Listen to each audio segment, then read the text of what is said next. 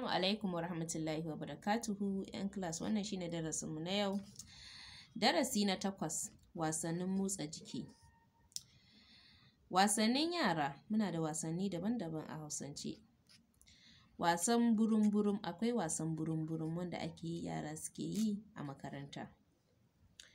Wasan gaɗa, wanda yara ‘yan mata su suke yin wasan gaɗa.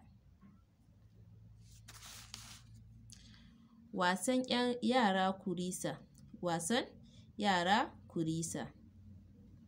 Wasan ɗan maliyo-maliyo, wannan general wasa da Hausawa suke yi, yaran Hausawa suke yi, ko ince Hausawa suke yi. Wasan ɗan maliyo-maliyo, har ‘yan mata ma suna yin sa. Wasan allon baku, wasan allon baku. Yawwa, so wannan shine darasinmu na yau, sai kuma gobe idan Allah ya kai mu. Wannan shine ɓangaren wasanni da ake da su da sauransu.